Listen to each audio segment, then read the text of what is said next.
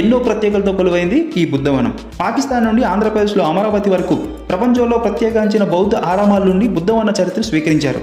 ఇది సిద్ధాంతి నుండి గౌతమి వరకు బుద్ధుడి యొక్క పూర్తి చరిత్రను ఒకే చోట్ల తెలుసుకునే విధంగా బుద్ధవనాన్ని నిర్మించారు. ఇది మొత్తం చూసుకున్నట్టయితే 274 ఎకరాల్లో విస్తరణలో ఉంటుంది. బుద్ధవనం ప్రాజెక్టు ఇందులో 90 ఎకరాల్లో దాదాపు 65 కోట్ల వ్యయంతో నిర్మించారు. అయితే మనం బుద్ధవనం ప్రాజెక్ట్కి రీచ్ అవ్వడం జరిగింది. ఇప్పుడు మీరు చూస్తుంది ఏదైతే ఉందో ఇది మనకి ఎంట్రన్స్ భాగం. సో బుద్ధవనాన్ని మెన్షన్ చేశారు వాళ్ళు నేమ్ తోటి. సో ఇది చూసుకున్నట్టయితే అటు ఇటు ఎంట్రన్స్ భాగం ఈ రకంగా కనిపిస్తుంది మనకు మొత్తానికి. మేము సికింద్రాబాద్ దగ్గర నుంచి ఆల్మోస్ట్ 140 కిలోమీటర్ డిస్టెన్స్ ట్రావెల్ చేసాము. సో మేము బైక్ మీద వచ్చాం కాబట్టి మాకు ఆల్మోస్ట్ 2.5 hours టైం అయితే పట్టింది. బుద్ధవనం ఒక అద్భుత ఆధ్యాత్మిక వనం. ఇక్కడ ప్రతి అడుగు ఎన్నో మధుర స్మృతులు మిగులుస్తుంది. కొన్ని సంవత్సరాలుగా నిర్మితం అవుతున్నప్పటికీ తెలంగాణ ప్రభుత్వం వచ్చాక పనులు వేగవంతయ్యాయి. ఇప్పుడు చూసుకున్నట్టయితే 5 భాగాలుగా పూర్తి చేశారు. బుద్ధ చరిత్రవనం, బుద్ధ పార్క్, జ్ఞానవనం, స్తూపవనం, మహాస్తూపం.